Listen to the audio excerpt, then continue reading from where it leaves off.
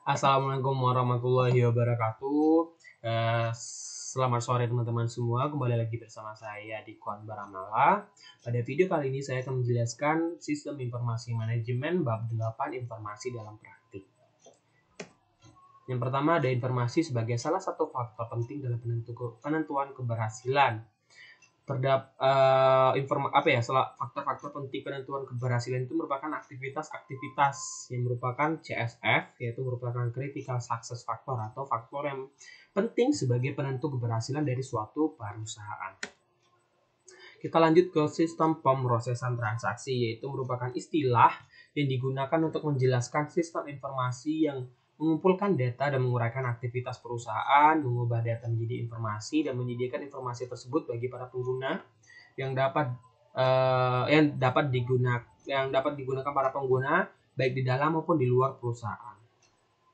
Nah, di dalam sistem pemrosesan transaksi itu terdapat subsistem utama dari sistem distribusi. Yang pertama ada sistem yang memenuhi pesanan pelanggan. Bisa dilihat di diagram. Pelanggan membuat pesanan penjualan kepada pemasok. Nah, pemasok tersebut akan menerima pesanan tersebut dan akan dibuatkan pesanan tersebut, disampaikan ke departemen persediaan. Nah, nanti setelah barang tersebut telah dipenuhi, nanti akan dicatat di penagihan. Nah, penagihan tersebut nanti akan dicatat di dalam buku piutang dagang dan juga akan diselesaikan dan akan dikirimkan nota penjualan kepada pelanggan, dan pelanggan akan melakukan kewajibannya untuk membayarkan nota tersebut. Lanjut ke sistem yang memesan persediaan pengganti, yaitu bisa dilihat di diagram. Data pembelian itu nanti akan dicatat sebagai pembelian. Nanti pembelian tersebut akan dikirimkan ke pemasok. Pemasok akan mencatat faktur pemasok dan pernyataan pemasok ke dalam buku hutang dagang. Nanti akan dilakukan pengiriman pesanan dan pembelian tersebut ke gudang bahan baku. Nanti setelah di gudang bahan baku nanti akan dikirimkan kepada pembeli. Nanti dicatat juga di dalam buku hutang dagang. Dan nanti faktur tersebut akan dikirimkan kepada pembeli. Nanti pembeli akan melakukan kewajibannya, yaitu melakukan pembayaran atas faktur yang telah dibuatkan tadi. Lanjut ke sistem yang menjalankan proses buku besar. Nah, teman-teman bisa melihat sendiri ya bagaimana prosesnya dalam diagram tersebut, diagram ini. Lanjut, menempatkan sistem pemrosesan transaksi dalam perspektif sebagai salah satu area aplikasi yang paling dapat dipahami. Sistem ini juga berperan sebagai fondasi dari semua aplikasi yang lain. Fondasi ini mengambil bentuk basis data, uang, dokumentasi semua hal yang penting yang dilakukan oleh perusahaan dalam menjalankan operasinya dan berinteraksi dengan lingkungan. Sistem informasi organisasi merupakan semua sistem informasi yang dikembangkan untuk memenuhi kebutuhan akan informasi yang berhubungan dengan bagian-bagian tertentu dari sebuah organisasi. Nah, di dalam sistem informasi organisasi terdapat 4 area bisnis utama perusahaan dan 1 tingkat eksekutif organisasi. Yang pertama ada sistem informasi pemasaran yang berguna memberikan informasi yang berhubungan dengan aktivitas pemasaran. Bisa teman-teman lihat di diagram.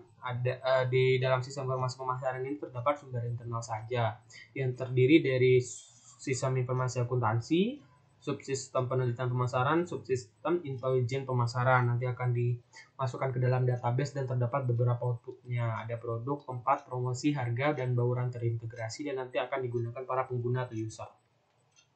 Lanjut ke sistem informasi sumber daya manusia. Terdapat 2 sumber, ada sumber internal dan eksternal. Sumber internalnya sistem informasi akuntansi dan sistem penelitian SDM. Lalu eksternalnya ada sistem intelijen SDM, lalu akan dimasukkan ke dalam database. Nanti outputnya terdapat subsistem perencanaan angkatan kerja, perekrutan, manajemen angkatan kerja, tunjangan, benefit, pelaporan lingkungan, dan akan digunakan oleh para user. Lanjut ke sistem informasi manufaktur, terdapat juga 2 sumber, yaitu internal dan eksternal. Internalnya sistem informasi akuntansi, ada sistem industrial engineering, dan eksternalnya sistem intelijen manufaktur. Dimasukkan ke dalam database, nanti output dari database terdapat sistem produksi, persediaan, kualitas, dan biaya. Lalu akan digunakan para user. Ada informasi keuangan, terdapat dua sumber juga, internal dan eksternal. Internalnya sistem informasi akuntansi, ada audit internal, dan eksternalnya ada intelijen keuangan. Nanti dimasukkan ke dalam database, nanti terdapat outputnya berupa subsistem peramalan, manajemen dana, dan pengendalian, dan nanti akan digunakan para user. Dan ada terakhir sistem informasi eksekutif, yang merupakan suatu sistem yang memberikan informasi kepada para manajer di tingkat yang lebih atas untuk kinerja perusahaan secara keseluruhan. Lalu ada manajemen hubungan pelanggan atau customer relationship management, sebagai manajemen hubungan antara perusahaan dengan pelanggan, sehingga baik perusahaannya atau pelanggannya akan menerima nilai maksimum dari hubungan tersebut. Ada data warehousing, karakteristiknya kapasitas penyimpanan sangat besar, data diakumulasikan dengan menambahkan catatan-catatan baru, terus data dapat diambil dengan mudah, dan terakhir data sepenuhnya digunakan untuk pengambilan keputusan. Data warehousing, terdapat sistem datanya yang ada yang teman-teman semua bisa lihat di figur 8.13. Ada sumber data, dari pengumpulan data, penyimpanan data warehousing, sistem penyampaian informasi pengguna. Teman-teman bisa melihat sendiri ya. Lanjut, terdapat dua jenis tabel di dalam data warehousing. Yang pertama ada tabel dimensi yang berguna menyimpan data untuk pengidentifikasi dan deskriptif, yaitu nama pelanggan, nomor pelanggan, alamat email pelanggan. Ada tabel fakta yang berisi ukuran-ukuran kuantitatif dari suatu entitas, objek, atau aktivitas. Yang ada dalam data warehousing terdapat paket informasi atau information package yang mengidentifikasikan semua dimensi yang akan digunakan dalam analisis suatu aktivitas tertentu. Teman-teman bisa melihat sendiri di tabel ada formatnya. Nah, di dalam data warehousing terdapat juga skema bintang.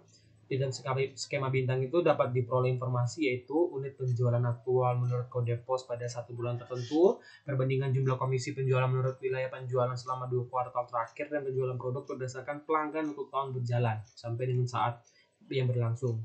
Teman-teman bisa melihat sendiri bagaimana skema bintang ya. Ada kita lanjut ke penyampaian informasi.